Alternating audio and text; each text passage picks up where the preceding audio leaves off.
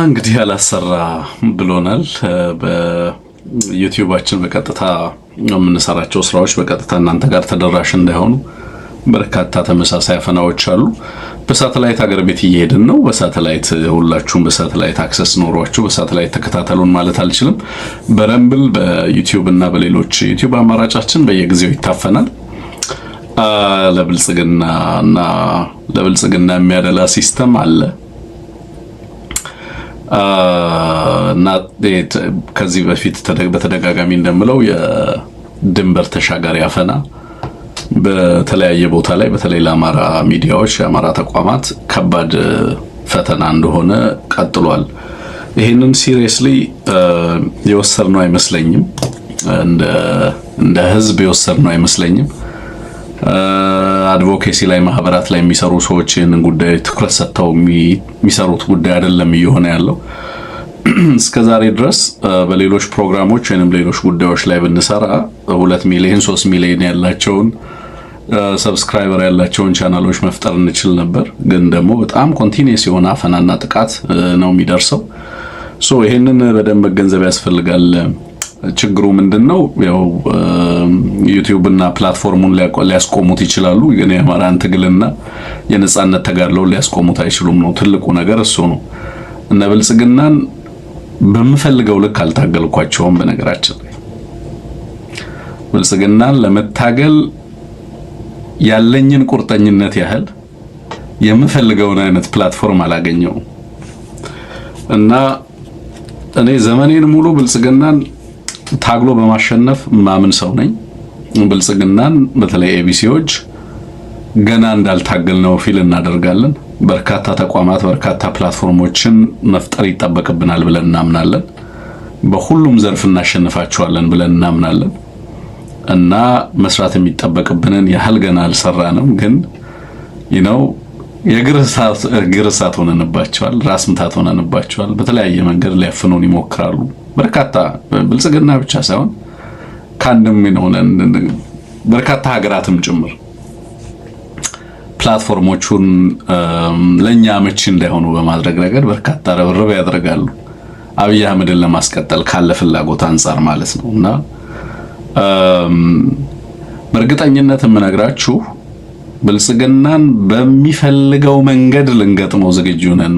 እና እነዚህ ፕላትፎርሞች ብቻ ሳይሆን በሌሎችም በተለያየ መንገድ ብልጽግናን ስንታገል አሸናፊ ሆነን እንደምንወጣ ምንም ጥርጣሬ የለንም። መሬት ላይ ያለው ትግል የአማራ ህዝብ ትግል በምንም አይነት መንገድ ዩቲዩባችንን ታወርዱታላችሁ እንጂ የአማራን ህዝብ ትግል ልታወርዱት አትችሉም። እኛን ማስቆም አይቻልም። ህሊናችንን ማስቆም አይቻልም። ህሊናችንን ማፈን አይቻልም። የቆምንለት ዓላማ ህያው ዓላማ ነው። እናሸንፋችኋለን በፈለጋችሁት አማራጭ፣ በሁሉም አማራጭ። ይሄን የዩቲዩብ ፕላትፎርም ግን ተሳክቶላችሁ እኛ በምንፈልገው መንገድ እንድንጠቀምበት ማድረግ ችላችኋል ማለት ነው። በጣም በርካታ አፈና አለብን ከዚህ አንፃር ማለት ነው። ሌሎቹም ጋር እየደረሰ ነው። በተለያየ መንገድ አፈናዎች እንዳሉ እየተመለከትን ያለ ነው። በዋናነት ግን መታወቅ ያለበት ነገር for how long አብይ አህመድን ታስቀጥሉታላችሁ ነው። አብይ አህመድን ደጋግፋችሁ ጠጋግናችሁ ማስቀጠል የምትፈልጉ አካላትም ካላችሁ ምን ያህል ጊዜ ታደርሱታላችሁ? አብይ አህመድ ፌል እያደረገ ያለው ኦርጋኒክሊ ነው። በሀገሪቱ ውስጥ ባሉ ፖለቲካዊ ጉዳዮች፣ ማህበራዊና ኢኮኖሚያዊ ጉዳዮች፣ አጠቃላይ ኢትዮጵያ ውስጥና ቀጠናው ላይ በፈጠረው ቀውስ ነው አብይ አህመድ እየተበላ ያለው።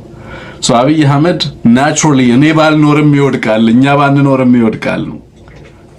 ኤቢሲ ቢኖርም ባይኖርም የኛ ተጽዕኖ ኖረም አልኖረም አብይ አህመድን ማዳን የሚቻልበት ደረጃ የለም። why don't you go for plan B ነው? ለምን ወደ ፕላን ቢ አችሁ አትሄዱም? አብይ አህመድ አብቅቶለታል ነው እያልን ያለነው። ስለዚህ በዚህ በደንብ ልንግባባ የሚገባን ይመስለኛል። የኛም ልጆች አሉ በአንድም በሌላ መንገድ ከአብይ አህመድ ጋር የሚሰለፉ።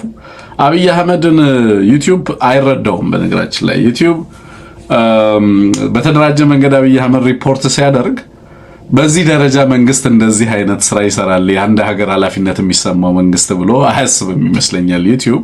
ስለዚህ እያንዳንዱን ነገር እንግዲህ ተጠንቅቀን ነው፣ ምስል አናሳይም፣ ፎቶግራፍ አናሳይም፣ ቪዲዮ አናሳይም።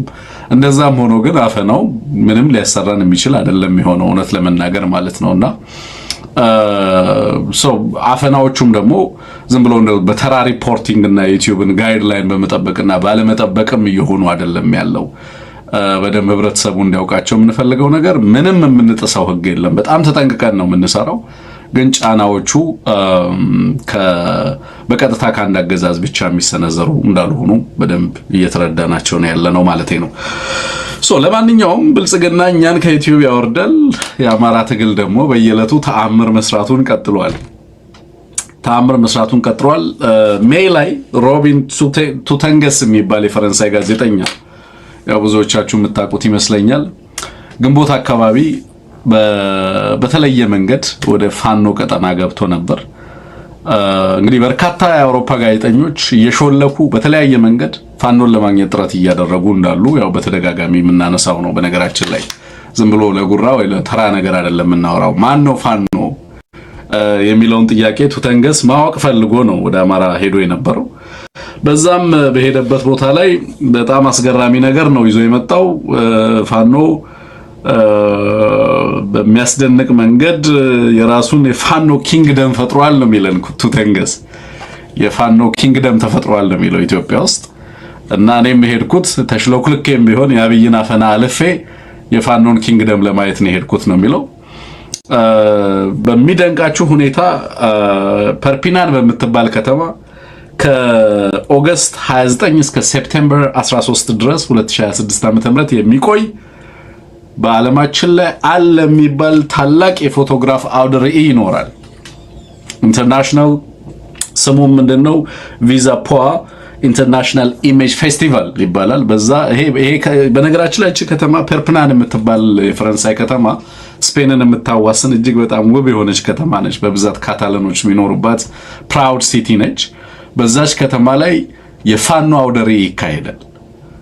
ስለ ፋኖ ዓለም ሊሰማ ሊያውቅ በምስል በቪዲዮ አለ የሚባለውን መረጃ ለመከታተል ለነዚህ ሁሉ ቀናቶች ለ14 ቀን የሚቆይ ለ15 ቀን የሚቆይ ፌስቲቫል የዓለም አቀፍ እንዳልኳቸው የቪዛ ፖ ኢንተርናሽናል ኢሜጅ ፌስቲቫል ላይ ይሄ ጋዜጠኛ ሮቢን ቱተንገስ እንዳለ የፋኖን ከፋኖ ጋር የነበረውን ነገር ለዓለም ይፋ ያደርጋል። ኦኬ ለዓለም ይፋ ያደርጋል።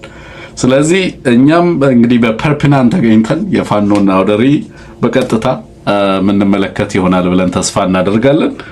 በጣም የሚደንቅ እና ምናልባትም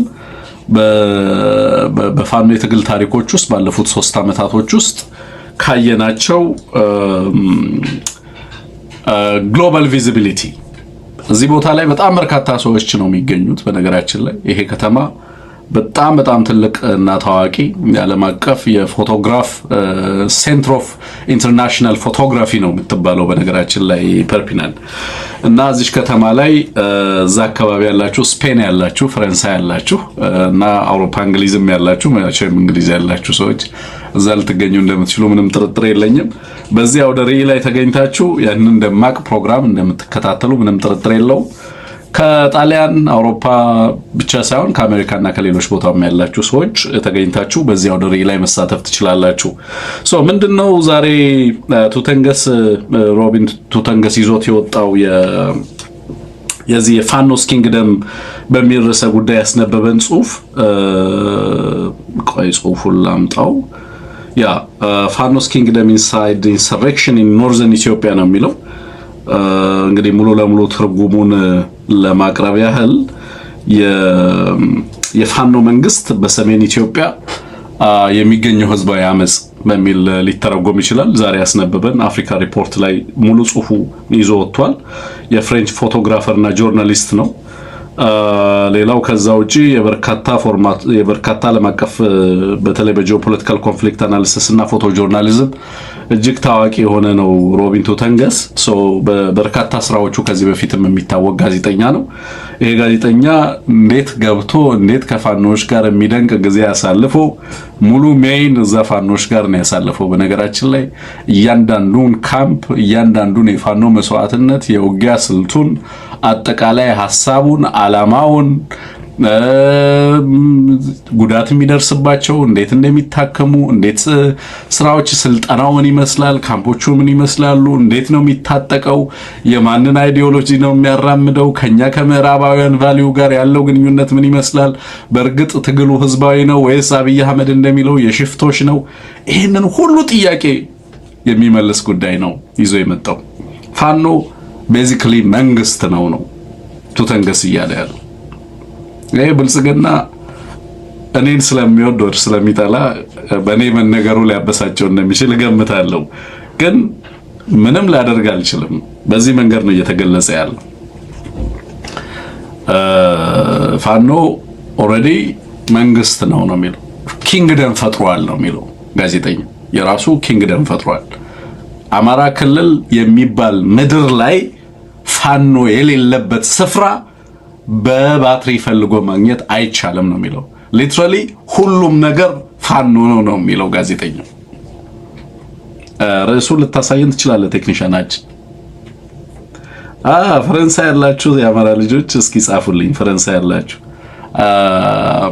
እውነት ለመናገር ፐርፒናን ከቻልኩኝ እኔም ለመገኘት ጥረት አደርጋለሁ ወደዛ ለመምጣት እና በዚህ ፌስቲቫል ላይ ተገኝተን ለጋዜጠኛውም የፋኖንም ተጋድሎ ዓለም እንዴት እየዘከረው ነው። ምክንያቱም just history እውነት ለመናገር እኔ በዚህ ትግል ውስጥ ባለሁባቸው ጊዜያቶች ውስጥ ምን መሰላችሁ የሚያጽናናኝ፣ ምን መሰላችሁ የሚያጀግነኝ፣ በየዕለቱ የሚያበረታኝ፣ የሚያቆመኝ፣ የሚያጸናኝ ከእምነቴ ባሻገር ማለት ነው ከአባቶቻችን እምነት ባሻገር በየዕለቱ የሚያጸናኝ በታሪክ ፊት ምን እየሰራን እንዳለን ስለማውቅ ነው። ይሄንን ትግል ለጉራ አልተቀላቀልኩትም። በእውነት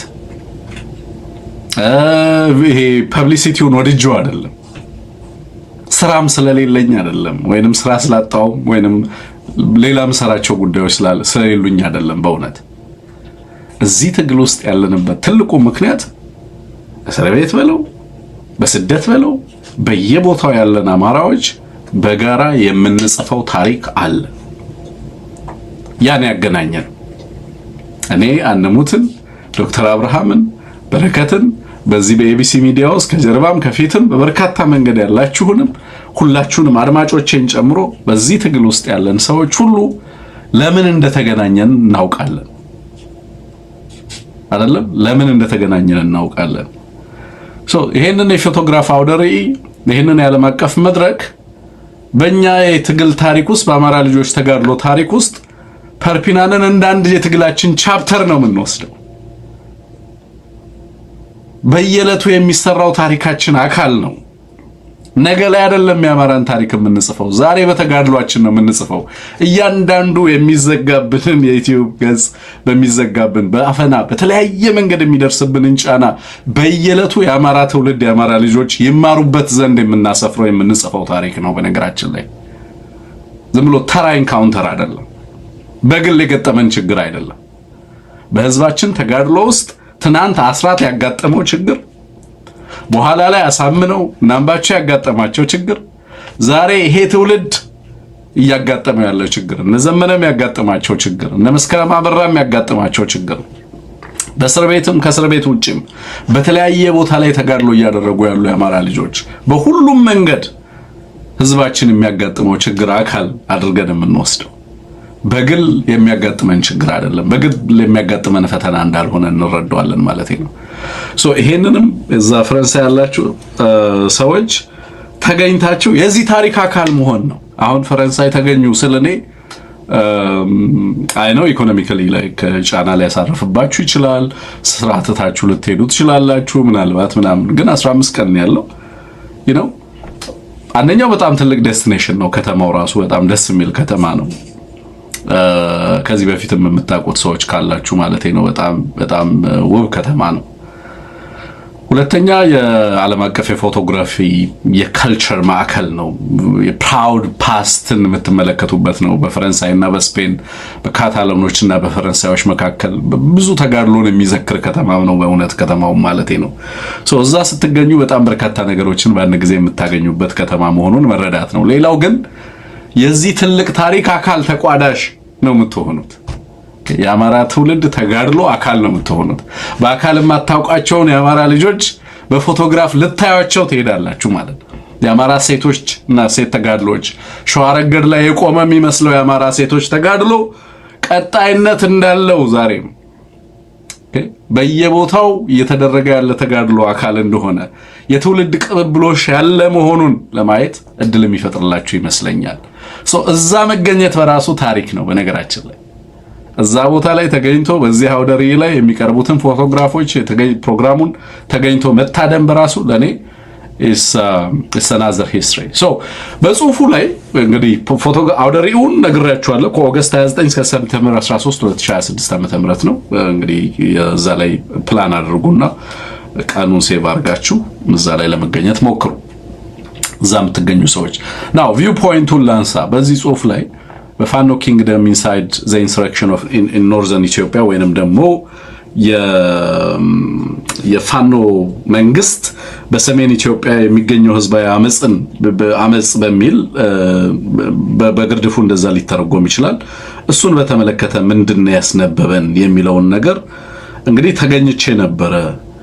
behind the scene ይላል ከእያንዳንዱ ነገር ጀርባ የአማራ ናሽናሊስቶች የሚመሩት የአማራ ፋኖ ንቅናቄ በኢትዮጵያ ሁለተኛው ትልቁ የአማራ ህዝብ በርካታ የሀገሪቱን አካባቢዎች በርካታ የአማራ ክልልን ሙሉ ቀጠና ተቆጣጥሮ የራሱን መንግስት አቋቁሞ እየመራ ነው ሲል ይጀምራል ጽሁፉ።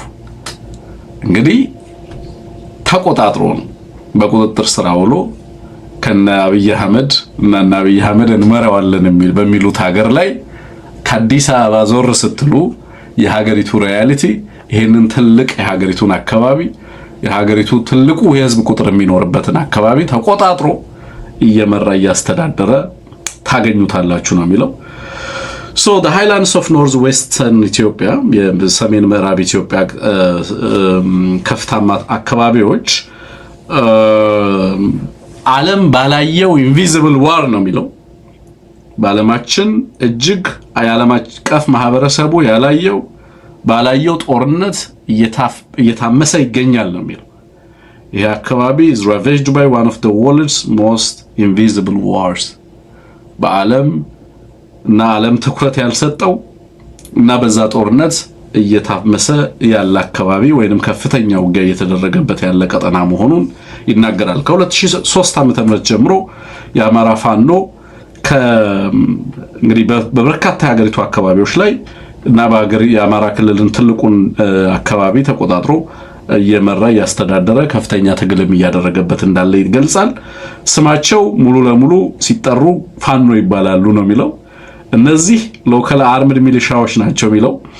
they are defending their community against violence by the federal government and neighboring ethnic groups ነው የሚለው። ከዚህ በፊት ለየት የሚያደርገው ነገር ምንድነው? ፋኖ ፕሪቶሪያን አኩርፎ ወይንም በፕሪቶሪያ ተቀይሞ እንደገባ ተደርጎ እንጂ የአማራ ህዝብ ላይ ፍጅትና ጥፋት ሲደርስ ያንን ለማስቆም ኃላፊነት ወስዶ የአማራን ህዝብ ከፍጅት ለመታደግ የገባ ኃይል ተደርጎ አይተረክም ነበር። እንደዛ አይነት ተረክት አልነበረም። አሁን እየነገረን ያለው ጋዜጠኛው ግን ምንድነው የሚለው? ፋኖች ህዝባቸውን ከማዕከላዊ መንግስቱ እና የማዕከላዊ መንግስቱ በአማራ ህዝብ ላይ ያወጀውን ጦርነትና ፍጅት ለማስቆም ከባድ ተጋድሎና መስዋዕትነት እየከፈሉ ነው ያሉት ነው በሚል የሚገልጸው። ከዛም አልፎ ከሌሎችም ያልተደራጁ ኃይሎች ሎካል ሚሊሻዎች እና ሌሎች ኢንሰርጀንቶችም በተጨማሪ የአማራን ህዝብ የመከላከል ኃላፊነት ወስዶ ነው ይሄንን ትግል እያደረገ ያለው በሚል ነው የሚዘግበው። በዚህ ሂደት ውስጥ እንግዲህ ሁለት ነገር ተነስቷል። በአንድ በኩል ምን ያህል የአማራ ህዝብ ተጋላጭ እንደሆነ፣ ሁለተኛ በአገዛዙ በቀጥታ በስቴት አፓራተስ ነው የአማራው ጦርነት በጣሊያኖች ወይ በግብጾች የታወጀብን ጦርነት አይደለም። ደጋግመን ይሄንን ኢትዮጵያኒስት ወይንም ደግሞ ከብልጽግና ጋር ለመሰለፍ የሚፈልገውን ኃይል እናስታውሰው የምንፈልገው በእኛ ህዝብ ላይ የታወጀው ጦርነት በሌሎች ድንበር ተሻግረው በሚመጡ ኃይሎች የታወጀብን ጦርነት አይደለም። የኦሮምኛ ቋንቋ በሚናገሩ ኢትዮጵያ አምና ስልጣን በሰጠቻቸው የኢትዮጵያን ተቋማት በተቆጣጠሩ በኢትዮጵያ ላይ በነገሱ በቂምና በጥላቻ ባበዱ የፌደራል መንግስት አካል ነን በሚሉ አካላት በህዝባችን ላይ የታወጀ ፍጅትና ጦርነት መሆኑን ደጋግመን ልናስታውሳቸው ይገባል። የምንከላከለው ያለን የሀገራችን ላይ በሀገራችን እና የሀገራችንን መንግስት ተቆጣጥሬያለሁ በሚል አካል ህዝባችን ላይ የታወጀን ፍጅት እየተከላከልን ነው። ዓለም እያሰመረበት ሮቢን ቱተርገስ ይህንን ነው በስፋት ሲያነሳልን የከረመው። ዛሬም በዚህ በዘገባው በስፋት አንስቶታል። የአማራ ሪጅን እና የአማራ ክልል እስከ 4000 ሜትር ከባህር ወለል በላይ ከፍታ ያለው ጫማ ከፍታ ያለው እና ትላልቅ ፎርትረስ ነው የሚለው ወይንም ትልቅ ምሽግ ነው የሚለው። ሂስቶሪካሊም ይሄ አካባቢ ሂስቶሪክ ክራድል ኦፍ ኢትዮጵያ ነው። የኢትዮጵያ ጥንታዊ ነገስታት መናገሻ የሆነ የኢትዮጵያ ትናንት ታሪክ በስፋት የተጻፈበት አካባቢ ነው። የኢትዮጵያ ክራድል ነው የሚለው እና ይህንን አካባቢ በማውደም ትናንትን እየሰረዘ ያለ የሚመስለው አካል አለ ኢትዮጵያ ውስጥ። ኦህዴድ አማራን በመፋቅ ከኢትዮጵያ ትናንት መፋታት ተጣልቻለሁ ከሚለው የኢትዮጵያ ፓስት ጋር ኢትዮጵያን የሚያፋታ መስሎ ይሰማዋል እና ለዛ ነው ቅርሶቹን የሚያወድመው፣ ባህሉን የሚያወድመው፣ ትግራይን የሚያወድመው፣ አማራን የሚያወድመው። የኢትዮጵያን ትናንት፣ የኢትዮጵያን ፓስት፣ የኢትዮጵያን ሜዲቫል ሂስትሪ፣ የኢትዮጵያን የገናና ዘመን ታሪክ መፋቅ ነው። ታቦታቱን፣ ጽላቱን፣ ገዳማቱን፣ መስጊዱን፣ ካህናቱን፣ ሽማግሌዎችን፣ ሸሆችን የሚያወድመው የሚፈጀው የኢትዮጵያን ትናንት እየፋኩ ነው ብሎ ስለሚያስብ ነው። ምክንያቱም those who remembers the past ትናንትን የሚያስታውሱ አካላት ዛሬንም ሆነ ነገን በራሳቸው ፍላጎት መንገድ ሊቀርጹ ስለሚችሉ ህዝብና ከህዝቡ የጋራ ትውስታ ውስጥ ምን መፋቅ አለበት? ትናንት መፋቅ አለበት። ትናንት መፋቅ አለበት። ስለዚህ ትናንትን ከሚያስታውሱ ነገሮች ውስጥ ቤተክርስቲያን አንዷ ነች። ባንዲራ ሌላኛው ነው። ሌሎች የጋራ ትውስታ የሚባሉ ነገሮች አሉ፣ ትናንትን ሲምቦላይዝ የሚያደርጉ። እነዛ ላይ ጥቃት ማወጅ አለብህ። እነዛን ማነወር መቻል አለብህ፣ ማውደም መቻል አለብህ። የብልጽግና ፖሊሲ ነው። የብልጽግና ፖሊሲ ነው። ስለዚህ አማራ ብልጽግና አማራን ሲያይ ማንን ነው የሚያየው? ትናንትን ነው የሚያየው። ትግራይን ሲያይ ምንድን ነው የሚያየው? የኢትዮጵያን ፓስት ነው የሚያየው። የኢትዮጵያ ፓስት እሱን ያሳንሰዋል። በዛ ውስጥ ራሱን ፈልጎ አላገኘም። አንድ ጊዜ አለሁበት ይላል፣ ሌላ ጊዜ ተጨቁኝበታለሁ ይላል። አንድ ጊዜ እኔ ነኝ ድንበር ያሰመርኩት ይላል፣ ሌላ ጊዜ እነሱ ናቸው ኮሎናይዝ ያደረጉኝ ይላል። አንድ ጊዜ መተው ሰፈሩብኝ ይላል፣ ሌላ ጊዜ ምንም አይለው ነገር አለ። ምንም አይለው ነገር አለ። ሁሉም ውስጥ እግሩን መክተት የሚፈልግ ቢችል ትናንትን ካፕቸር ማድረግ የሚፈልግ ካልቻለ ትናንትን ማውደም የሚፈልግ አልቲሜትሊ ጥያቄው ፖለቲካ ያልሆነ ጥያቄው የኢትዮጵያን ትናንት ማየት አልፈልግም፣ ከትናንት ጋር ትስስር ያላቸውን ማህበረሰቦች ሁሉ ማየት አልፈልግም። ትናንትና በትናንትና ታሪክ ሂደት ውስጥ ማለፋቸው በራሱ ወንጀል ተደርጎ ተቆጠረባቸው። ለዚህም ዋጋ እንዲከፍሉ ተፈረደባቸው። ዓለም ግን እየመዘገበ ነው። ይሄው ይዞት እየወጣ ነው። የሀገሪቱ ትናንት የፖለቲካና የሃይማኖት ማዕከል ነበር አማራ ነው የሚለው። long the country's political and religious center it allowed the Amhara to occupy በኢትዮጵያ ፖለቲካ ውስጥ እና በኢትዮጵያ ሀገረ መንግስት ግንባታ ውስጥ ሴንትራል ፕሌስ እንዲኖረው አማራን በተለይ በ21ኛው ክፍለ ዘመን እና በ21ኛው ክፍለ ዘመን በባቻ ላይ ሰፊ ሚና እንዲኖረው አድርጎታል ነው የሚለው።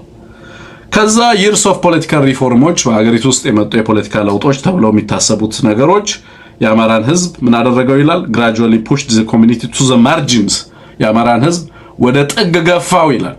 የአማራ ህዝብ መገፋት ብቻ አይደለም። እኔኮ by the way ጭቆናን፣ ድህነትን፣ ኋላቀርነትን፣ የመሰረተ ልማት እጦትን በአገዛዝ የሚደርስን ታርጌትድ የሆነ የፖሊሲ ውጤት እኮ አይደለም አማራ እኮ የተቃወሙ። በነገራችን ላይ አሁን መቃወም የነበረበት መታገል የነበረበት ያኔ ነበር አይደለም? ድህነትን፣ ኋላቀርነትን፣ ጭቆናን፣ በፖሊሲ የሚደርስን ጥቃት፣ በህግ መፋቀን፣ በስርዓት መካድን ያንን መታገል ነበረበት። አልታገለም። እሱ ሁሉ አላስቀየመውም የአማራን ህዝብ። በነገራችን ላይ ለምን ትምህርት ቤት አልሰራችሁልኝም? ትምህርት ቤቶቼ፣ ጤና ጣቢያዎቼ፣ የመጠጥ ውሃ አቅርቦት፣ የመንገድ አቅርቦት፣ የትምህርት አቅርቦት፣ ተደራሽነት፣ እንደዛ አይነት የሀገሪቱ ውስጥ ፖለቲካ ውስጥ ያለ ሚና በየክልል ውስጥ ያለን ፖለቲካል በየክልል ውስጥ አማራ ፖለቲካል ኮሚኒቲ አይደለም። በየክልል ውስጥ አማራ የሚታይበት በእነሱ ተርም ባንድና አንድ ተርም ብቻ ነው የሚገልጹት። የፖለቲካ ማህበረሰብ የኢኮኖሚና የማህበራዊ ባህላዊ ማህበረሰብም አይደለም። በነገር በሌሎች አካባቢዎች ላይ ሲታይ እንደ እንግዳ እንደ ኤሊየን ነው የሚታየው። ሀገሩ ተደርጎ አይደለም የሚታየው። ምንም አይነት ፖለቲካዊ ውክልና የለውም፣ ኢኮኖሚያዊ ውክልና የለውም። ማህበራዊ ህይወቱም በተለያየ መንገድ ጫና ውስጥ የሚደርስበት በህዝብና ቤት ቆጠራ፣ በግብር፣ በተለያየ መንገድ በፖሊሲ መሬቱ የሚቀማበት በየክልሉ ኦሮሚያ የሚባለው ክልል ምን ሲያደርግ አማራን ላለፉት 30 ዓመታት እንደከረመ ብዙዎቻችሁ የምታውቁት ነው። ዛሬ ምን እያደረገ እንዳለ የምታውቁት ነው። ዛሬ አሁን ወለጋ እየሆነ ያለውን ነገር መቼም የምትሰሙት ነው አይደል? ቤት ለቤት ንብረት እያወደሙ ቤቱን እያቃጠሉ ከተሞችን እያወደሙ ህዝቡን እያቃጠሉ ቪሌጁን ፒሌጅ እያደረጉ እያንዳንዱን ነገር በየአካባቢው ያለውን ውድመት የምትከታተሉት ነው አይደል? ይሄ ውድመት የሆነ ሌላ ክልል ላይ ቢፈጸም ኖሮ ዛሬ ኢትዮጵያ ምን ነበር የሚሆነው? ሌላ ማህበረሰብ ላይ ቢፈጸም ኖሮ ዛሬ አሁን ወለጋ ላይ አማራ ላይ እየተደረገ ያለው ሌሎች ማህበረሰቦች ላይ ኢትዮጵያ ላይ ቢደርስ ኖሮ ምንድነው የሚባለው? እንዴት ነበር ልሂቃኑ የሚዘግቡት? እንደዚህም ሆኖ ለአማራ እኛ ድምጽ ስንሆን የምንታፈነው እኛ ነን። በአማራ ህዝብ ላይ ጥፋትን የሚያውጁት ሌሎች ሚዲያዎች ግን 24 ሰዓት ዩቲዩብ ቻናሎች ላይ ተፈቅዶላቸው የፈለጉትን ነገር ሲሰሩ ትመለከታላችሁ። የአማራ ህዝብ እልቂት ወደ ዓለም አቀፉ ማህበረሰብም ለራሱ ለአማራ ህዝብም ቢሆን ተደራሽ እንዳይሆን ለማድረግ በጣም በርካታ ፈናዎች ይፈጸሙበታል። አጠቃላይ የዘርፈ ብዙ ጥቃቱ አካል አድርጋችሁ ልትቆጥሩት የሚገባ ነው። በዚህ አጋጣሚ በነገራችን ላይ ከዚህ አንፃር ይሄንን ጽሁፍ በደንብ ገፋ አድርገው ከዚህ ጋር ተያይዞ የአማራ ህዝብ የሚያደርጋቸው ትግሎች ቀደም እንዳልኩት ልማትን፣ የመሰረተ ልማት አቅርቦትን፣ የድህነት ምጣኔን፣ የወሊድ ምጣኔን፣ ዲሞግራፊክ ኢንጂነሪንግን፣ የጸጥታና የሰላም የደህንነት ዋስትናን አለማግኘትን እነዛን ተቃውሞ ምናምን የሚያደርጋቸው አይደሉም። የአማራ ህዝብ ሙሉ ለሙሉ ባገዛዙ የታወጀበት ፍጅትን ለመቋቋም እና ራሱን ከዛ ለመከላከል ምናልባትም ሸሽቶ ለመዳን ያደርግ የነበረው ጥረት ነው የአማራን ትግል የወለደው። በሌላ በምንም መንገድ ሊገለጽ አይችልም። ይሄም ጋዜጠኛ በግልጽ ያስቀመጠው ነገር ሀገሪቱ ውስጥ ያለው የፖለቲካ ሁኔታ እንዴት የአማራን ህዝብ ተጋላጭ እንዳደረገው የመጨረሻ ላይ ኮላፕስ ኦፍ ሴኩሪቲ ኤንድ ዘ ሰርጅ ኦፍ ኢንተር ኤትኒክ ቫዮለንስ ዲፕን ዘ ቴንሽን ነው የሚለው። ይሄም የአማራ ፋኖ እንዲነሳ ምክንያት ሆኗል በማለት ይዘግበዋል። ከዛ ጋር ተያይዞ እንደዚሁ በትግራይ ጦርነት ውስጥ የነበረውንም ሁኔታ ያነሳል። በአማራ ህዝብ ላይም ደረሰ የሚላቸውን ነገሮች በትግራይ ላይና በአማራ ጦርነት ወቅት በትግራይና በፌደራል መንግስቱ ጦርነት ወቅት የአማራ ህዝብና ክልል የነበረበትንም ሁኔታ በዚህ ጋር ያነሳል። ከዛ በኋላ ፕሪቶሪያንም ያመጣል። ፕሪቶሪያም እንዴት በዚህ ሂደት ውስጥ የፕሪቶሪያ አካልም አማራዎች አለመሆናቸውን እና በአገዛዙ እንዴት እንደተከዱ በዚህ ላይ ያነሳል። ያ ከሃዲ የሆነ አገዛዝ ያ መካዱ ብቻ ሳይበቃ በህዝቡና በራስን ተከላከል እያለ ህዝቡን አሳልፎ ለውድመት መዳረጉ ሳያንስ በተመሳሳይ ይሄው አገዛዝ የአማራን ህዝብ ለመወንጀል ድጋሚ ፖስት ፕሪቶሪያ ላይ የሰላም ስፖይለር እያለ ፕሪቶሪያን ለመተግበር እንቅፋት ይሆናል አማራ ብሎ ሙሉ መጠነ ሰፊ ጦርነት አማራ ላይ ያወጀ። ጦርነቱን ያወጀው ለትግራይ ሰላም ላይ መጣል አልነበረም። ጦርነቱን ያወጀው በትግራይ ስም ደግሞ አማራን ለማውደም ይረዳኛል ያለውን ሁለተኛ ምዕራፍ ማስቀጠያ ነው። እንዳልኳችሁ ጠቡ ከነዚህ ህዝቦች ትናንትናም ጋር ጭምር ከነዚህ ህዝቦች ታሪክ ጋር ከነዚህ ህዝቦች ስልጣኔ ጋር ከነዚህ ህዝቦች ታሪካዊ ሚና ጋር ነው ጠቡ ጭምር ያም ጭምር ነው ጠቡ። ስለዚህ አሁን ደግሞ ተራው አማራን የተረፈውን አማራ ኦሬዲ አድቅቆታል በዛኛው ጦርነት።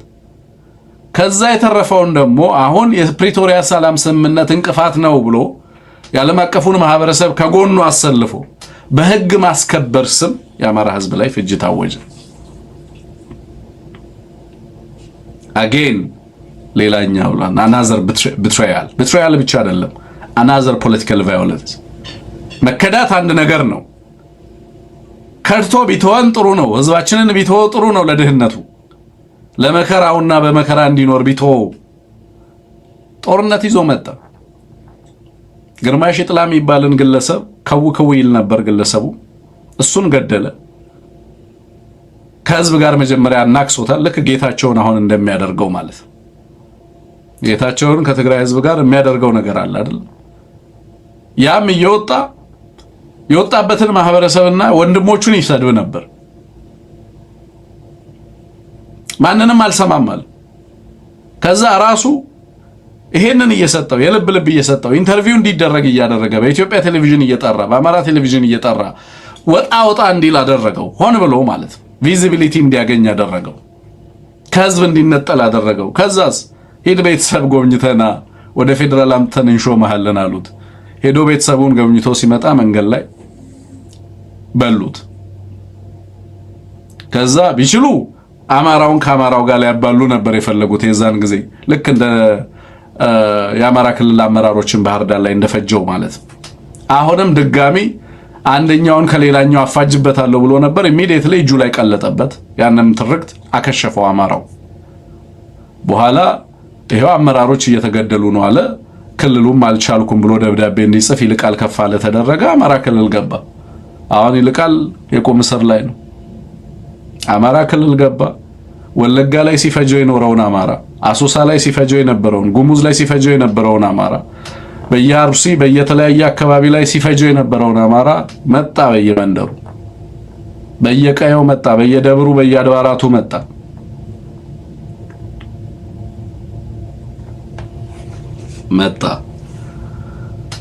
ድህነቱ ርህራሄን እንዲያሳይ አላስቻለው። የህዝቡ አለመደራጀት እንዲራራለት አላደረገው። የህዝቡ ፈራሃ እግዚአብሔርን ብቻ እንትን ብሎ ፖለቲካውን ለነሱ ትቶ አማራ እኮ የኖረው ፖለቲካውን ለነሱ ትቶ ብሔር ብሔረሰብ ለሚባለው ልሂቅ ትቶ በሀገሩ ባይተዋር ሆኖ በተለያየ ብሔረሰብ ስም የተደራጁ ልሂቃን ከስልጤ የሚመጣው አማራውን እያዋረደ እየሰደበ ከእንትን የሚመጣው ህዝቡን እየወጣ እየሰደበ እያዋረደ ዘፋኞች በአደባባይ አማራን እየሰደቡ እያዋረዱ ኖርማል ሆኖ ሀገሪቱ ውስጥ መኖር ተጀመረ። ፖለቲካውን ትቶላቸው መንፈሳዊ ህይወቱን ብቻ ይዞ በነገራችን ላይ የአማራ ህዝብ እኔ ሳውቀው በኔ እድሜ አማራን ማውቀው እኔ በኔ እድሜ ሁሉን ነገር እርግፍ አድርጎ በተስኪያን ሲስም እና መስጊድ ሲሰግድ ነው ማውቀው አማራ።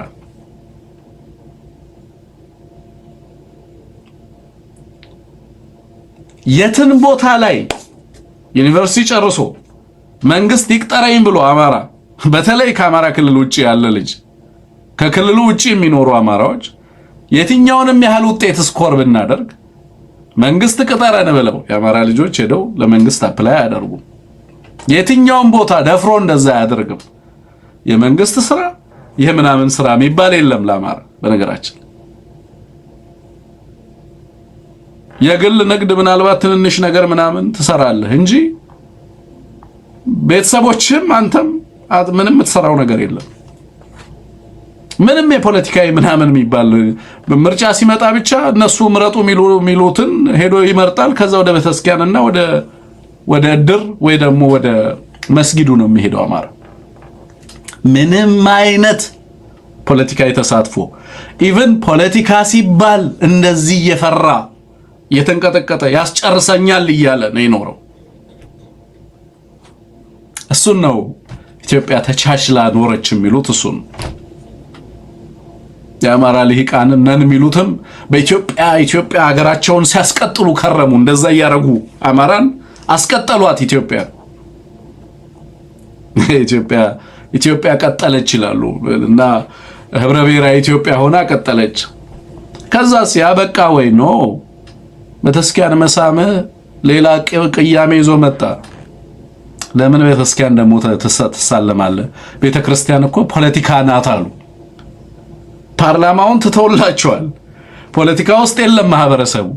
ከዛ መጡና ምን አሉ? ቤተክርስቲያኗም የፖለቲካ ተቋም ናት፣ እዛ ውስጥ መደበቅ አትችልም፣ እናወጣሃለን ከዛም አሉ።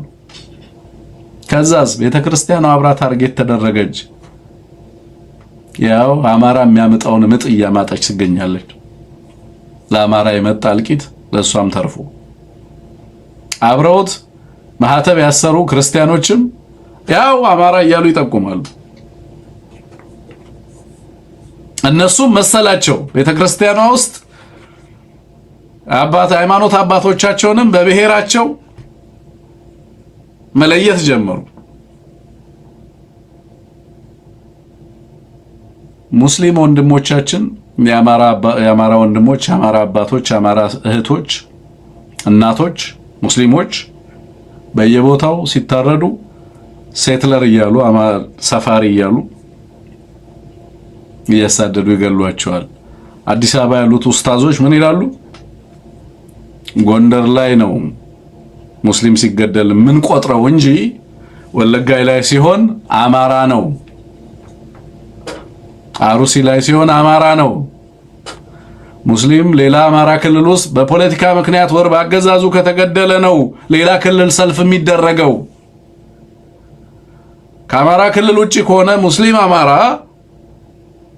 አማራ ነው፣ እስልምናው አያድነውም። ያንን ሀገር ነው ተጋርተን ይኖር ነው።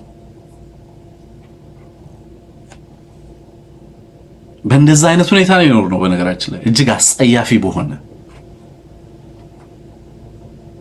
እና አሁን እኔ አንዳንድ ሰዎች በረጅም ጊዜ ትውስታ ያላቸው 40 50 ዓመት ከሀገር ከወጡ በኋላ የወጡ ሰዎች የነሱ ፓስት ቢዩቲፉል ፓስት አላቸው። አሁን ለተለያየ ሀገር ስታገኛቸው የሚያውቁት ምናልባት the most recent evil የሚያውቁት ደርግን ነው። ከዛ ውጪ አብዛኞቹ ቢዩቲፉል ፓስት ነው ያላቸው። የአማራ ልጆች የተማሩበት ትምህርት ቤት እንደተቃጠለ፣ ያደጉበት ደብር እንደተቃጠለ ብዙዎቹ አያውቁም።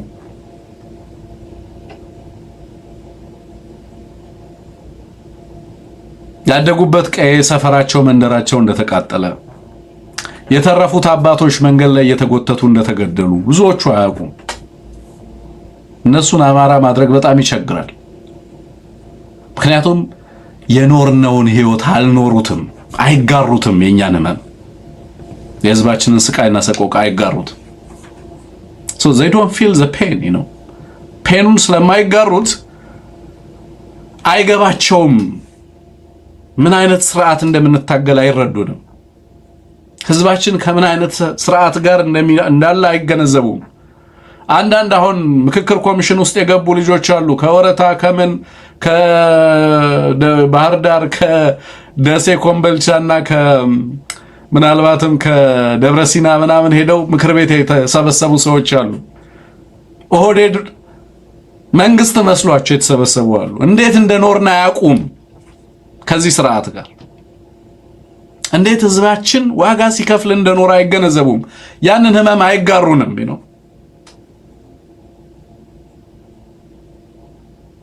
ያንን ባለማወቅ ምክንያት ነው ዛሬ በየቀየው አማራ ሲገደል ህመሙ አይገባቸውም።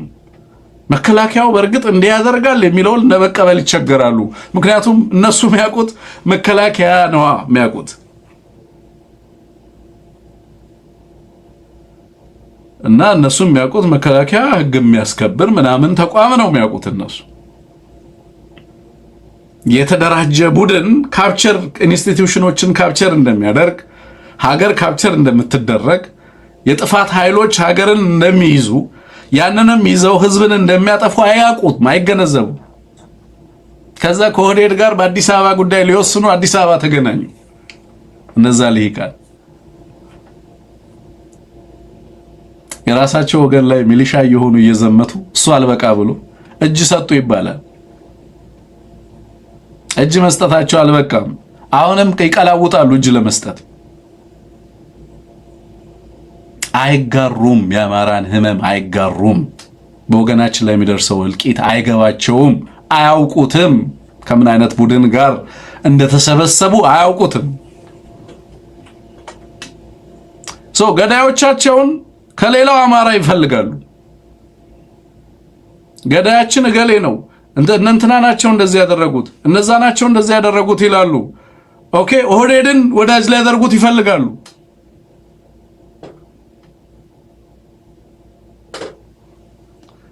ኦህዴድ አንደበቱን ካላቀቀ ጊዜ ጀምሮ ልጋጉን ከጠረገ ጊዜ ጀምሮ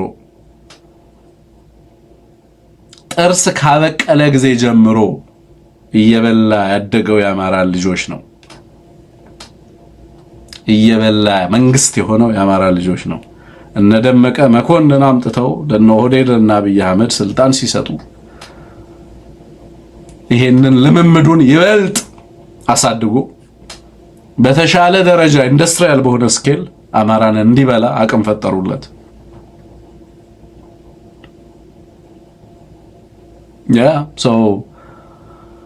አሁን የምንመለከተው ነገር ይሄ ጋዜጠኛ ፋኖ እንዴት እንደተመሰረተ፣ እንዴት እንደመጣ፣ ለምን ትግል እንደሚያደርግ፣ እንዴት አይነት መስዋዕትነት እየከፈለ እንዳለ እያንዳንዱን እናት፣ አርሶ አደሩን፣ ሽማግሌውን፣ ተማሪውን፣ ወጣቱን፣ ሴቱን፣ የተደፈሩ እናቶች፣ የተደፈሩ ሴቶች፣ የሚደርሰው ጾታዊ ጥቃት ይሄንን ሁሉ ለዓለም አቀፉ ማህበረሰብ ይዞ ወጥቷል። ይሄንን ሁሉ ዲቴል በፎቶግራፍ በምን በቂ ማስረጃ ይዞ ወጥቷል። ይሄው ለዓለም ላይ ያሳየው ነው። ፐርፒናን ላይ እንገናኝ ከኦገስት 29 እስከ ሴፕቴምበር 13 ድረስ ባሉ ቀናቶች ተገኝታችሁ ይሄንን በወገናችሁ ላይ የሚደርስ በህዝባችን ላይ የሚደርስን ስቃይ መመልከት ትችላላችሁ ማለት ነው። የዚህ ትግል የዚህ ታሪክ አካል መሆን የምትፈልጉ ሰዎች በዛ ቦታ ላይ ብትገኙ በደንብ ዲቴል የሆነ ነገር ዘገባው ሰፊ ሽፋን ሰጥቶ በርካታ ነገሮችን ይዞ የወጣ መሆኑን ትመለከታላችሁ። ፋኖም ምን አይነት መንግስት ምን አይነት አቅም እንደፈጠረ ለምን እንደሚታገል የዓለም አቀፉ ማህበረሰብም እንዴት እንደሚመለከተው በደንብ ያሳየን። ይሄንን እንድትይዙልኝ ነው። አንደኛው ጉዳይ ይሄ ነው። የገባሁበት ምክንያት ይሄንን ልንገራችሁ ብዬ ነው። ፐርፒኒያ ወይንም ገማሹ ፐርፒናን ይላታል፣ ፐርፒኒያ። ሌላው በዲፕሎማቱ ዘንድ የሚወራ ነገር አለ። ከዛ በፊት ቢቢሲ ይዞት የወጣው ዘገባ አለ። ቢቢሲ ከመዘገቡ በፊት እኔ መረጃው ደርሶኛል፣ ግን ደግሞ ለእናንተ ይዤው አልመጣሁም። አሁን ቢቢሲ ይዞት ስለመጣ ሐሳብ ሰጥበታለሁ። የአማራ ልጆች በእስር ቤት ያሉ ልጆች የይቅርታ ፎርም ሙሉና አማራ ላይ ለደረሰው እልቂት፣ በአማራ ላይ ለደረሰው ፍጅት፣ ጾታዊ ትንኮሳ፣ ጥቃት፣ ግድያ ሁሉ ኃላፊነት እንወስዳለን ብላችሁ ትፈርማላችሁ። ለዚህም ተጠያቂዎች ነን ብላችሁ ይቅርታ ጠይቃላችሁ። የአማራን ባህልና አስተሳሰብ በኢትዮጵያ ላይ ለመጫንና በኢትዮጵያ ሕዝቦች ላይ ለመጫን ሰርተናል ብላችሁ ትፈርማላችሁ ብሎ ሊያስፈርማቸው ከዛ መስከረም በይቅርታና በናሽናል ዲያሎግ ስም ሊለቃቸው እንዳሰበ የዓለም አቀፉ መገናኛ ብዙሃን ቢቢሲን ጨምሮ ይዞት እየወጣ ነው። የዚህን ግፍ መጠን በመናገር ሳይሆን በመጮህ ባስረዳችሁ ደስ ይለኝ ነበር። የእነዚህን ወንድምና እህቶች ህመም ላለፉት 3 ዓመታት ታመም ያለው ከምጽናናበትና እንድቆም ከሚያደርገኝ ምክንያት አንድም ቀን እንዳልሰንፍ የሚያደርገኝ ምክንያት የነሱ በእንደዚህ አይነት መከራ ውስጥ መማቀቅ ነው። እነሱ በዚህ ትግል ውስጥ በዚህ መከራ ውስጥ እስካሉ አንድም ቀን ቢሆን አንተኛም በሚል ለራሳችንም ለህሊናችንም ለወገናችንም በገባነው ቃል መሰረት ማለት ነው። አጀንዳ ላረጋቸው አልፈልግም። በእስር ቤት ውስጥ ሆነው ጠላት ደግሞ አንደበቱን እንዳይስልባቸው ጥርሱን እንዳያሾልባቸው ስለማስብ ብዙ ጊዜ የሚደርስባቸውንም ስቃይ እንኳን አምጥቶ ለህዝብ ለመናገር በጣም ስለሚዘገንን ብዙ ጊዜ ለማቅረብ ይቸገራሉ። በምን አይነት ቁስል ውስጥ በምን አይነት ህመም ውስጥ እንዳሉ። ግን ስለ አማራ ስለታሰራችሁ ክብር ይገባችኋል፣ ልትኮሩ ይገባል ብዬ አምናለሁ። እኔ አንድ ሰው ስለ አማራ የሚከፍለው መስዋዕትነት ሰው ያደርገዋል ባይ ነኝ። እኔ ማዕረግ ልስጥ ብል ማዕረግ የምሰጠው አንድ ሰው በአማራነት ለከፈለው መስዋዕትነትና በዛ መስዋዕትነት ልክ ነው ማንነቱን የምለከው። ለኔ አማራ ማለት ከአማራ እናትና አባት መወለድ እና በአማራ ክልል ተወልዶ አድጎ በአማርኛ ቋንቋ ማወቅ እና እስክሳ መውረድ ማለት አይደለም። ለኔ ለዚህ ለጋራ ጣፈንታችን የሚከፈል ዋጋ ነው አማራነት ማለት። ለኔ ባዮሎጂ አይደለም አማራነት። ለኔ አማራነት ስነ ልቦናና በአማራ ሕዝብ ላይ ለሚመጣ ማንኛውም ጥቃት ራስን መስጠት ነው። ለመክፈል የማንፈቅደው ምንም ነገር የለም። አማራን በተመለከተ እኔ እርግጠኛ ሆኜ ነው ሁሌም ይሄንን እምላችሁ። በአማራነቴ ለሚመጣብኝ ክስ ዝግጁ ነኝ። በአማራነቴ ለሚመጣብኝ ጥቃት ዝግጁ ነኝ። በአማራነቴ ለሚመጣ ማንኛውም ነገር ዝግጁ ነኝ። በዛ ደረጃ ህሊናዬ ራሴን እነዚህ ጓዶች ፈርሙ ተባሉ። አብዛኛው ሰው በእንደነሱ አይነት ጥቃት ውስጥ ቢሆን እዛ ቦታና እዛ ቦታ ላይ ቢገኝ በእነዚህ ክፉዎች እጅ ቢወድቅ በየዕለቱ ቢዛትበትና ቢሰደብ ቢተፋበት አጥንትን የሚጎሰው በተደጋጋሚ ሰማነው ነገር ምንድነው? ፍርድ ቤት ላይ ከሚደርስብን ድብደባ ከሚደርስብን እንግልት ህመምና ስቃይ በላይ የሚሰድቡን ስድብ አጥንታችንን በየዕለቱ ስሜታችንና አጥንታችንን ይጎዳዋል ይሉ ነበር። የሚሰድቡን ስድብ ነው የሚሉት ሁሉም ፍርድ ቤት ቀርበው ተናግረዋል። ስድቡ ያማል ነው የሚሉት። ከአዋሽ ጀምሮ ቂሊንጦም ሆነ አባ ሳሙኤል በየቦታው ማዕከላይን ጨምሮ የአማራ ልጆችን ሲያስገቡ ከሁሉም በላይ ከድብደባውም ከምኑም በላይ ስድቡ መልሶ ለህዝብ ለመናገር በጣም የሚዘገነን ስለሚሆን መናገር ይከብዳል። የከበደን ህመሙን አይደለም ይላሉ። የከበደን ረሃቡን መቋቋም፣ ሙቀቱን መቋቋም፣ እንግልቱን ዛች የከበደን ስድቡ ነው የሚሉት ብዙ ጊዜ እና ያው በመጽሐፍ ቅዱስ ብዙ ጊዜ ጳውሎስን እና ሲላስን ነው ማስበው። እነዚህን ወንድሞችና እህቶችን ሳስብ ስለማን ሲሉ እንደተተፋባቸው እነሱም ያውቃሉ። ስለምን ሲባል እንደተዋረዱ፣ እንደተሰደቡ፣ እንደሚዘለፉ፣ በዚህ ደረጃ እንደሚኖሩ ሁላችንም እናውቃለን። እና እንኳንም ይሄን መከራ ግን ተቀበላችሁ እላለሁ አንዳንዴ ሳስበው። ምክንያቱም በዚህ መንገድ ነው ያው መሪ የሚፈጠረው። ለአማራነት ዋጋ ያልከፈለ ሰው አማራ ሊመራ አይገባም። ማንም ሰው አማራን የሚመራው በከፈለው ዋጋ በከፈለው መስዋዕትነት በአማራና ለአማራ የሚታመን ሰው በእኔ እምነት ለአማራ በከፈለው ዋጋ ነው። እዛ ልክ ነው። መሪ የሚፈጠረው በሚከፍለው ዋጋ ልክ ነው። እነዚህ ልጆች አብዮተኞች ናቸው። የአማራ ትውልድ ተስፋዎች ናቸው። አካላቸውንና ስድብ ስቴን ሆኖ ሊቀር የሚችል ስድብ ልትሰድባቸው ትችላለህ። እነሱ ታስረው ነው እኛ ነፃ ያወጣ ነው። ለዚህ ነው የምንታገለው። እነሱን ብትፈታ እኔ ትግል ላቆም እችላለሁ። እንድንጸና ያደረገን የነሱ ሕያው መስዋዕትነት የሚከፍሉት ዋጋ በየዕለቱ ነው። በመሬት ላይ በእስር ቤት ውስጥም ያሉ ወንድሞቻችን እህቶቻችን የሚከፍሉት ዋጋ አራስ ናቸው። አንዳንዶቹ ታውቃላችሁ ልጆቻቸውን ትተው አስታውሳለሁ። አንዳንዶቹን እስር ቤት ሄደን ለመጠየቅ ስንሞክር ገና ጨቅላ ልጅ ጥለው እስር ቤት ገብተው ጡታቸው ወተት ያፈሳል። ልጆቻቸውን እንኳን ማጥባት አይችሉም። ይሄንን ሀገር ነው የምንጋራው ባይዘው ከነዚህ ሰዎች ጋር ይሄንን ሀገር ነው የምንጋራው እና ለኛ በህሊናችን በአእምሯችን ላይ ታወጀ ጦርነት ነው።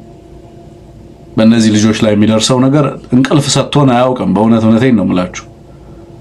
በየዕለቱ እነሱ ላይ የሚደርሰውን ነገር መስማት በጣም ነው የሚያመው፣ በጣም ነው የሚያንገበግበው እና በጣም የምታመምበትም ጉዳይ ነው እና ዛሬ ምን አላቸው? ፈርሙ አላቸው። ፈርሙ ብቻ ግን አይደለም ያላቸው፣ እሱ ያደረሰውን በደል ሁሉ እናንተ ናችሁ የምትቀበሉታል። ያደረሳችሁት ይሄ ጥፋት አማራ ክልል ላይ ያደረሰው ጥፋት እናንተ ያደረሳችሁት ነውና እንግዲህ ጦርነቱን ሳይጀምር ነው ያሰራቸው። for God's sake ጦርነቱ ሳይጀምር ነው የታሰሩት። ጦርነቱ ላስከተለው ውድመትና እልቂት እናንተ ናችሁ የምትጠየቁት ብሎ ትፈርማላችሁ አላቸው። 1 2 የአማራን አይዲዮሎጂ በኢትዮጵያ ላይ ለመጫን አዲስ አበባን ጨምሮ ሌሎች አካባቢዎችን በወረራ ለመያዝ ህዝብ አነሳስተናል ብላችሁ ፈርሙ። አማራን አሃዳዊ አስተሳሰብን በኢትዮጵያ ላይ ለመጫን ተነስተናል ብላችሁ ፈርሙ። ይሄ ስርዓት ማን እንደሆነ በግልጽ ይነግረናል። ፈርሙ ይላል። በኢትዮጵያ ህዝቦች ላይ ይህንን አይነት ስርዓት ለመጫን ተነሳስተናል ሰርተናል ብላችሁ ፈርሙ።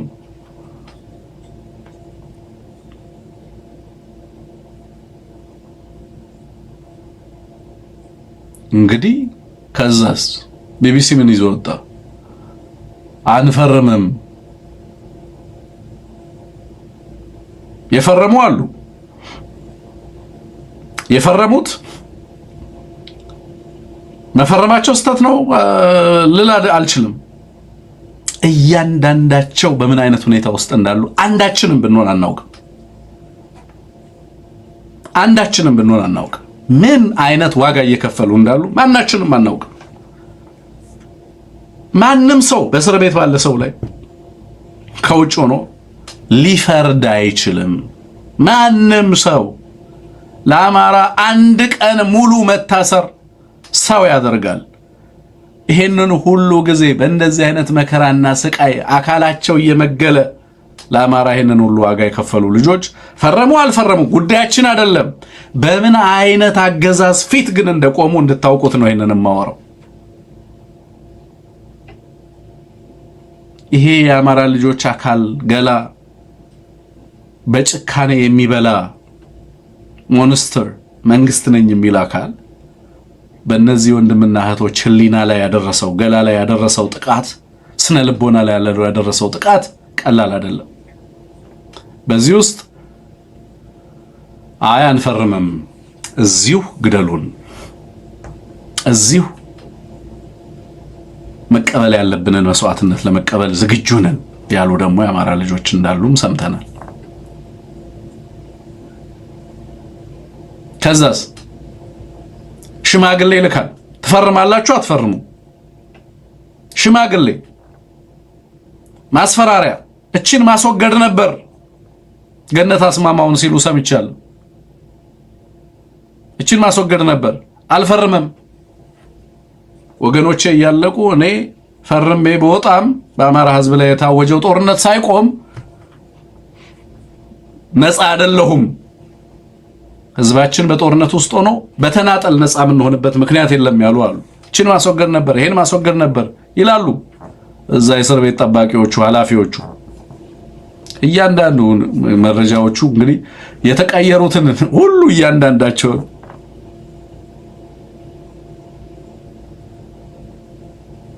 እነዚህ ሰዎች ባደረጉን ልክ አይደለም ባይዘው የምንታገለው። ያው የምንሳሳለት ሀገር አለ አይደለም። መቼም ግፍ እንደ ግፍ አይደለም የሚኖረው። መቼም የሰው ልጅና የሰው ልጅ አእምሮ ህሊና ማይለምደው ነገር የለም እንጂ እንደደረሰው ግፍና በደል አይደለም ትግሉ። ህመሙና ቁጭቱም እንደዛ አይደለም። ዛሬ ከነዚህ ሰዎች ጋር ሆነው የሚመካከሩም አሉ እኮ። ምክክር ላይ ነን እያሉ የሚናገሩም አካላት አሉ። ይሄንን ሁሉ ውድመት፣ ይሄንን ሁሉ ጥፋት በወገኖቻቸው ላይ ጋብዘው ህዝባቸው ላይ ሁሉ ልቂት እየደረሰ ህመምን የማይጋሩ በህዝባቸው ላይ የሚደርስን ስቃይ የማይጋሩ ለነሱ ህይወት ማለት በቃ በሆነ መንገድ ተደራጅቶ እዛው ሲቧደኑ መዋል፣ እዛው እንትን ሲሉ መዋል የሚመስላቸው አካላት አሉ። በጣም የተሸነፈ ደካማ ሐሳብ እንደሆነ ብረዳም ግን እነዚህ ልጆች የነዚህ ልጆች ከረጅ የነዚህ ልጆች መስዋዕትነት ግን ምን ማለት እንደሆነ በታሪክ ፊት ስለማቅ በስማም እንዴት እንደሚያኮራላሉ አንዳንዴ ከነዚህ ጋር ታሪክን መጋራት መቻል እንዴት መታደል። ከነዚህ ጋር የነሱ ወንድም ነበርኩ ከነገሌ ጋር እኮ ታግያለሁ ማለት እንዴት የሚያኮራ ነገር ነው በእውነት እንዴት የሚያኮራ ነገር እንደሆነ አይ ኖ ኢት ማንም ከማንም ምስጋና ይጠብቃሉ ብዬ ተስፋ አላደርግም ግን በአማራ ትግልና በአማራ ታሪክ በአማራ ትውልድ ታሪክ ውስጥ የሚኖራቸውን ስፍራ ግን ዛሬ ላይ ሆነን መናገር እንችላለን already the kind of impact በህዝባቸው ላይ የፈጠሩት ተጽዕኖ በትግሉ ላይ የፈጠሩት ተጽዕኖ በዚህ አገዛዝ ላይ የፈጠሩት ቤት ሀገር ነው ይቅርታ የሚጠይቅ ሰው ሽማግሌ ሚላክበት ሽማግሌ ልኮ ፈርሙ ሌሎቹ ፈርመዋል ሌሎቻችሁም ትፈርማላችሁ ሽማግሌ ልኮ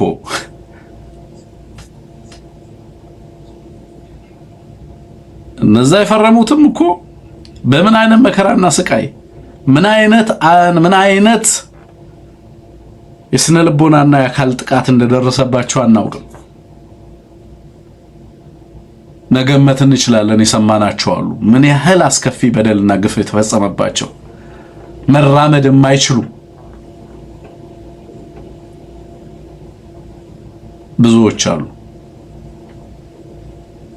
ሌሎቹ ደግሞ አይ እንግዲህ እንደዚህ ሆነናል ይሄ ሁሉ ደርሶብናል ከዚህ በኋላ ግን ፈርመን ግን አንወጣም አንደኛ ወንጀለኞች አይደለም ሁለተኛ ያንተን ጥፋት እኛ ላይ ልትደፈድፍ አትችልም ምንድነው የሚለው ሶስተኛ መንግስት ማንኛውም እርምጃ ይውሰድብኝ እንዲህ አይነት ፍርም ያለ ምን ማለት ነው ማንኛውም እርምጃ ከዚህ በኋላ እንደዚህ አይነት ነገር ውስጥ ብገኝ መንግስት ማንኛውም እርምጃ ነው ይውሰድብኝ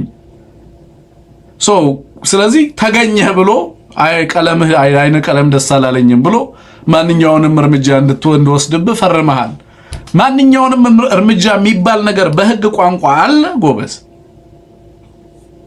ማንኛውንም እርምጃ መንግስት ይውሰድብኝ የሚል አስተሳሰብ ዛሬ 21ኛው ክፍለ ዘመን ላይ የህግ ትምህርት ቤት ሄዳችሁ ሰዎች ማንኛውንም እርምጃ መንግስት ይውሰድብኝ ይባላል አለ do we even have the concept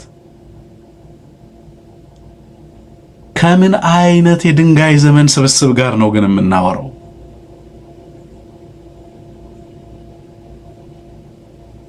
ማንኛውንም እርምጃ መንግስት ይውሰድብኝ ብላችሁ ፈርሙ ከወጣን በኋላ አርፈን ካልተቀመጠን ከዛ ተጸጽቻለሁ የሚል ዶክመንተሪ ሊያሰራ ቲሸርት ልትለብሳላችሁ ከዛ በናሽናል ዲያሎጉ ለብሔራዊ እርቅ ሲባል ፈተዋቸው ሊል ነው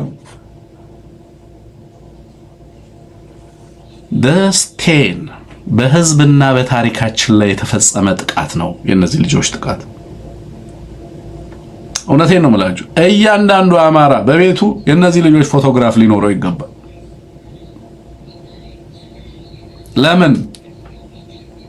ለምንድነው ሊኖረው ይገባል ለምለው ስለታሰሩ ነው ዋጋውን ስለተቀበሉ ነው አማራ በጅምላ የሚከፍለውን ዋጋ በተናጠል ደሞ እነሱ የአማራ ምልክት ሆነው የተቀበሉ ናቸው እነዚህ ናቸው መስቀሉን እንዲሸከሙ የተፈረደባቸው እህትና ወንድሞች የህይወት መስዋዕትነት የሚከፍሉ አሉ በየትግል ሜዳውና በየትግል አውድማው እየተዋደቁ ያሉ የአማራ ልጆች አሉ እነዚህ ደግሞ በየለቱ የህሊና ጥቃቱን የስነ ልቦና ጥቃቱን አካላዊ ጥቃቱን እየተጋፈጡ በሴትነት ገላቸው በአባትነት በወንድምነት በርካታ ዋጋዎችን እየከፈሉ ነው ያሉት አንድ ጊዜ ቤተሰብ አታገኙም ሲባሉ ሌላ ጊዜ ፖሊሱ ካልገደልኳቸው ሲል ሌላ ጊዜ ዳኛው ሲሰድባቸው ሌላ ጊዜ ምንም አይደርስባቸው ነገር አለ አማራ እንደ ህዝብ ተቀበለ የተባለውን መስዋዕትነት በየለቱ ፍርድ ቤት እየቀረቡ በማንነታቸው እጅግ ጸያፍ ስድብን ያስተናግዱ ነበር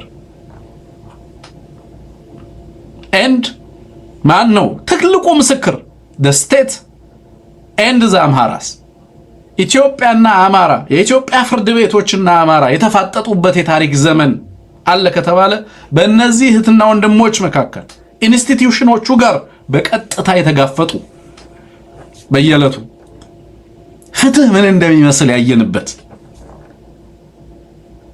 ሀገር ዜጎቿን እንዴት ትሪት እንደምታደርግ የተመለከትንበት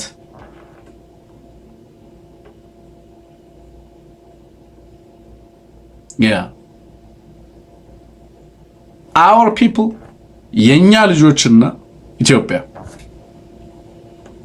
ኢትዮጵያን ካፕቸር ያደረገው ኦህዴድ ማለት ነው አሁን ያለችው ኢትዮጵያ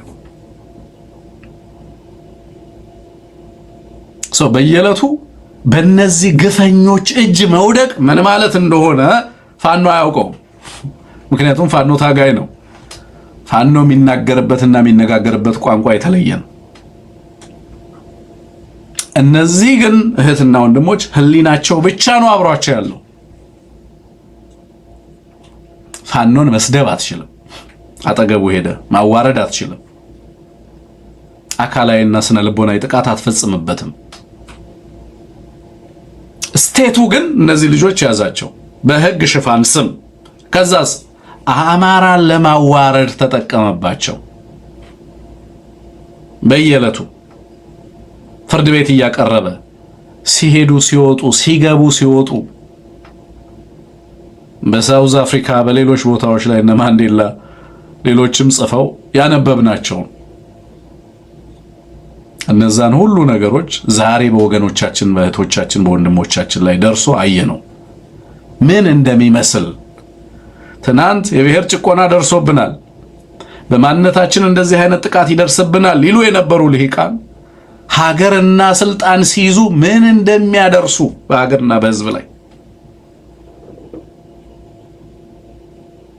ፍትህን ተነፍገናል ያሉ አካላት እስር ቤቶች የኦሮምኛ ቋንቋ መነጋገሪያ ቋንቋ ሆነ እስር ቤቶች ውስጥ ያሉ ሰዎች ዛሬ በእስር ቤቶች ውስጥ አማራን ለበደል እና ለግፍ አቁመው ሲዘባበቱበት አየን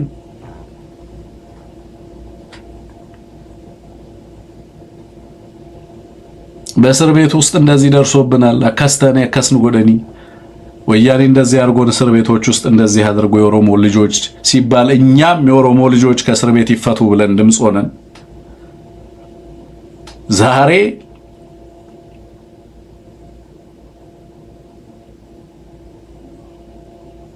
ኮማንደር ነን የሚሉት እስር ቤት የሚጠብቁት የፍትህ አቃቤ ሕግ ነን ጠቅላይ አቃቤ ሕግ ነን እንትነን ደህንነት መስሪያ ቤት ነን የአየር ኃይል አዛዥ ነን የመከላከያ አዛዥ ነን የሚሉት ምን እንደሚያደርጉ አየን አማራን ማዋረድ ለኦሮሞ ፍትህ እስኪመስል ድረስ ለኦሮሞ ህዝብ ያንን ቃል እየገቡ ጊዜው አንተ ነው እያሉ የአማራን ህዝብ እንደዚህ አይነት መንገድ ማዋረድ የአማራ ልጆች በእንደዚህ አይነት ማለት ይሄን ሁሉ በደል ይሄን ሁሉ ጥቃት ይሄን ሁሉ ግፍ ይሄ ሁሉ መከራ አድርገው ከፓርላማ ያሰሯቸው ልጆች ከፓርላማ ይዘው ያሰሯቸው ልጆች አሁን ደግሞ ምን ብለው መጡ ተፈርማላችሁ ይቅርታ ተፈርማላችሁ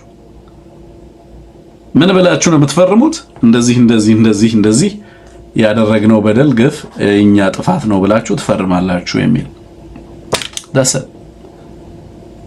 እና ከ30 በላይ ሆኖ የአማራ ልጆች ግን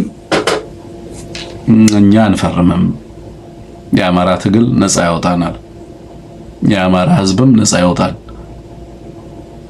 አንፈርምም ይቅርታ ብሎ ሊለቀን ከፈለገ ልቀቀን ወንጀለኞች አይደለንም ፍርድ እንደሌለ እናውቃለን ፍትህ እንደሌለ እናውቃለን ግን ፈርመን አንወጣም ምትለቁን ከሆነ ወደ ቤታችን እንሄዳለን ግን ደግሞ ያልፈጸምነውን ወንጀል ፈጽመናል ብለን አንፈርምም ይሄው የዓለም ተቋማት እየዘገቡት ነው ይሄው ቢቢሲ ይዞት እየወጣ ነው ሌሎችም ተቋማት ይዘውት እየወጡ ነው ያቺ ቢቢሲ የምትለዋ ነገር የተለየ ትርጉም ትሰጥ ከሆነ ይሄው ለማንኛውም ህዝባችን በምን አይነት ሁኔታ ውስጥ እህቶቻችን ወንድሞቻችን እንዳሉ እንዲያውቅ ነው ምን አይነት ትግል እየተደረገ እንዳለ እንዲገነዘብ ነው መቼም እስካሁን አትገነዘቡትም ብዬ አይደለም ግን እነዚህ ጀግና እህቶች እነዚህ ጀግና ወንድሞች የነገ መሪዎቻችን ናቸው የአማራ መሪዎች ናቸው። የትውልዳችን አብሪ ኮከቦች ናቸው። አንድ አስራት ሚሊዮን አስራትን እንደወለደ ማሳያ ናቸው። እነሱ ደግሞ ሚሊዮን መስከረሞችን፣ ሚሊዮን ጎበዜዎችን፣ ሚሊዮን ክርስቲያኖችን፣ ሚሊዮን ዮሐንሶችን፣ ሚሊዮን ገነት አስማማውና ዳዊት ሌሎችን አሉ የሚባሉ ባለሙያዎች ኤክስፐርቶች ምናምን ሁሉ እኮ ነው ሰብስቦ ያሰረው አማራዎች ናቸው እያለ ከሚሰሩበት ተቋም ጭምር ሳይቀር because stupidity is a law። ድንቁርና ሀገር ነው። ድንቁርና ስርዓት ነው። ድንቁርና መንግስት ነው። ከዚህ የተለየ ነገር ምን ያደርጋል? ቂም ነው። ኦህዴድን ለየት የሚያደርገው ቂሙን ማስመሰል እንኳን አይችልም። በነገራችን ላይ they don't even try to pretend ነው። እኔ አሁን ምክክር ውስጥ ናሽናል ዳያሎግ ውስጥ የገቡ ልጆች እዛው ምክክር ውስጥ አብረዋቸው ቁጭ ብለው ምን እንደሚባሉ አያውቁም እላለሁ። እንዴት እንደሚጠሏቸው እንዴት እንደሚንቋቸው ከማያውቋቸው አካላት ጋር ወይ ከሚያውቋቸው አካላት ጋር ነው ያሉት እና ምን ሊያሳኩ እንደሚፈልጉ አላውቅም በዚህ መንገድ ማለቴ ነው። ኤኒዌይ ይሄም የታሪካችን አካል ስለሆነ ይመዝገብ በደንብ እንድታውቁት ነው። ሌላው ዲፕሎማቶች እያወሯቸው ያሉ ነገሮች አሉ። እነሱን ትንሽ ላንሳላችሁ። ከሆነኛ ዲፕሎማት ነው የሰማሁት። ተራ ምናምን ወሬ አይደለም፣ ተጨባጭ ነገር ነው የማወራው። አብይ አህመድ እና የአብይ አህመድ ስርዓት ስጋት ፈጥሯል በምዕራባውያኑ በኩል። የአብይ አህመድ ስርዓት ኢትዮጵያ ላይ በጣም በርካታ ኢንትረስቶች አሉ። I understand that። ዲፕሎማቶች በቀጥታ ያወሩንን ነገር ነው ማነሳላችሁ። ከሰውም ከሌላም ነገር አይደለም ያጣራውት ማለት ነው። የአብይ አህመድ ስርዓት ለመጀመሪያ ጊዜ የሌጂቲሜሲ ክራይሲስ ገጥሞታል። ፕላስ የመቀጠል እድሉ ጥያቄ ምልክት ውስጥ ገብቷል። የአብይ አህመድ ስርዓት clearly there are clear signals፣ ግልጽ ሲግናሎች አሉ እየደረሱ ነው ያሉ that there is የዓለም አቀፉ ኮንቴክስት ለአብይ አህመድ እየተቀየረ መሆኑን እየተመለከትን ያለ ነው።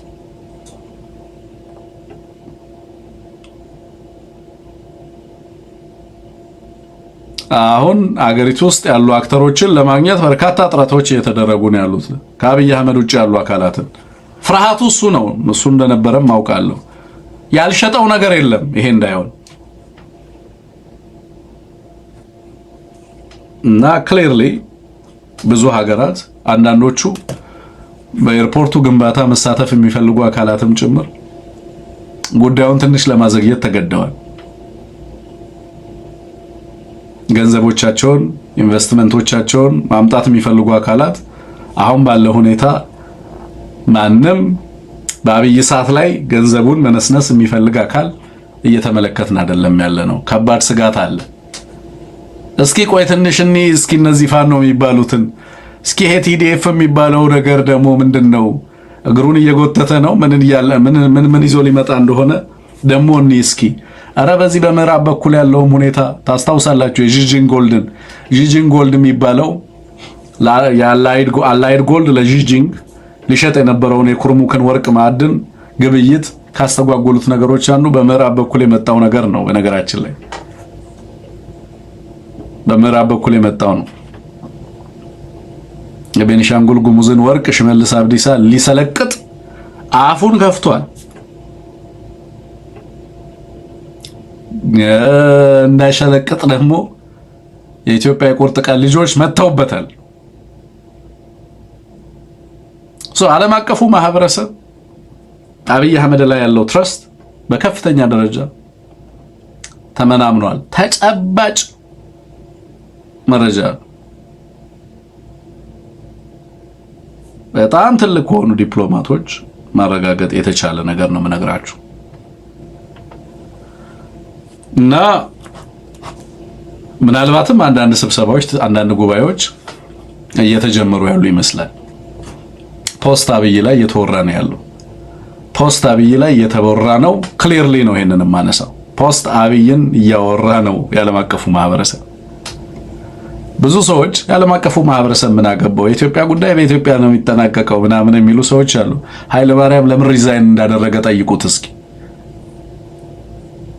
እነመለስ ለንደን ለምን እንደተገኙ ጠይቋቸው። አዲስ አበባ ምን ቀን እንደገቡ ጠይቋቸው።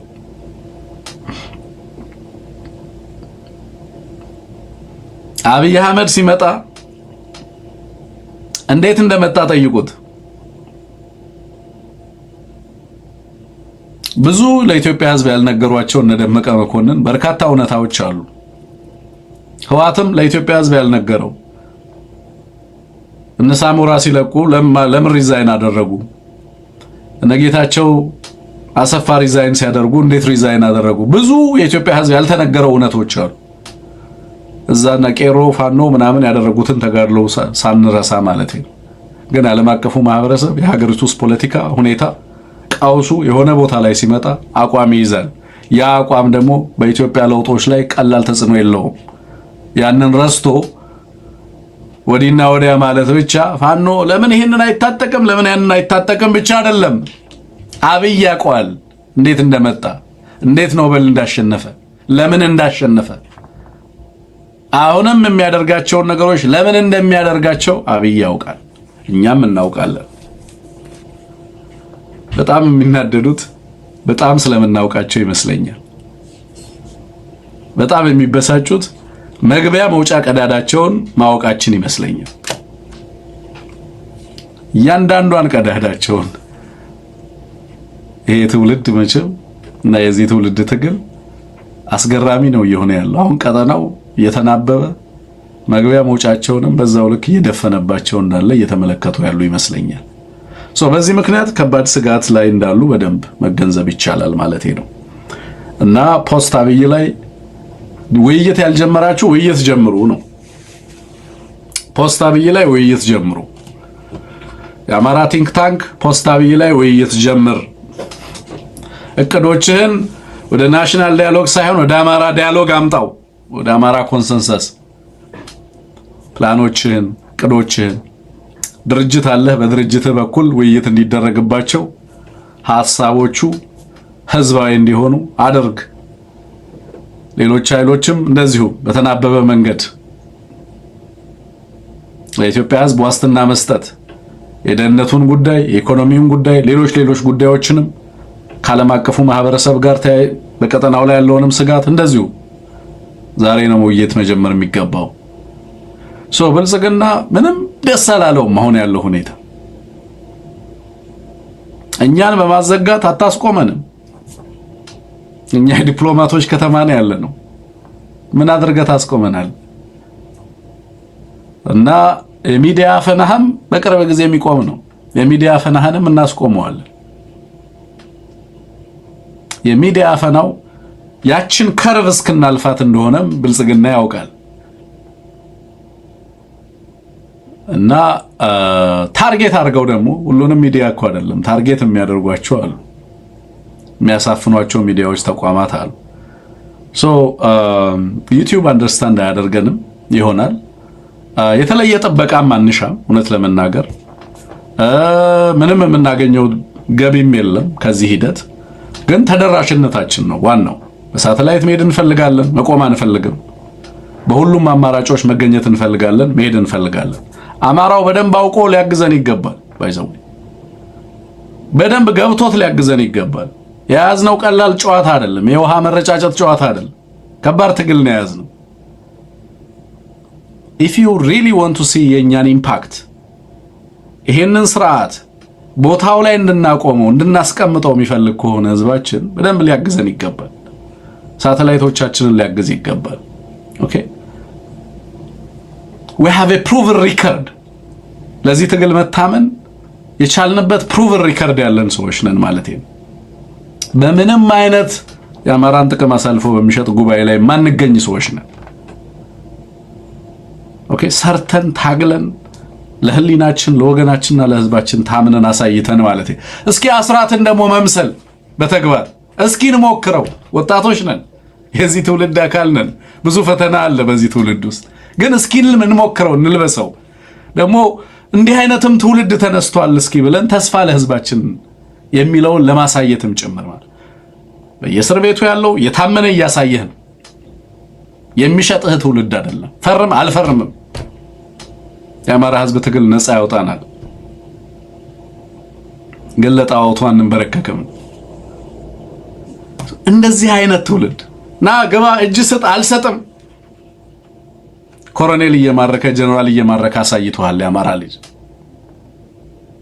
የማይታፈን የማይንበረከክ እጅ የማይሰጥ የማይቀላምድ የማይፈርም ሐቀኛ የትውልዱ ጥቃት የገባው የአማራነት ጥቃት የገባው የኢትዮጵያን ነገ በሚገባ ያጠና በሚገባ ያሰላ ትውልድን የተነሳው። ስለዚህ ሊታገዝ ይገባዋል ስል የምር መታገዝ ስላለባቸው ተቋሞቻችን ማለት ነውና እዛ ላይ ተግባብተን በደንብ እዛ ላይ እንስራ ለማለት ነው። እነዚህ ነገሮች ወደ እናንተ ላድርስ ሶስቱን ነገሮች ብዬ ነው። አንደኛው የዚህ ፈረንሳይ የሚኖረው የፐርፒኒያ የቪዛ ፖ ኢንተርናሽናል ኢሜጅ ፌስቲቫል እሱ አንድ ነው። እዛ ላይ መገኘታችሁን ፈረንሳይ፣ ስፔን ያላችሁ የአማራ ልጆች ሞሮኮ ምናምን ያላችሁ ካላችሁ እንደዚሁ ወደዛ መሄድ ትችላላችሁ። ይሄ ከኦገስት 29 እስከ ሴፕቴምበር 13 2026 ዓመተ ምህረት ነው። ከቻልኛም ለመገኘት የምንሞክርበት ነው። በጣም የሚገርም ፌስቲቫል ነው። በጣም ደስተኞች ነን። ፋኖስ ኪንግደም በሚል ነው፣ ፋኖ መንግስት በሚል ነው አውደ ርዕዩ የሚታየው።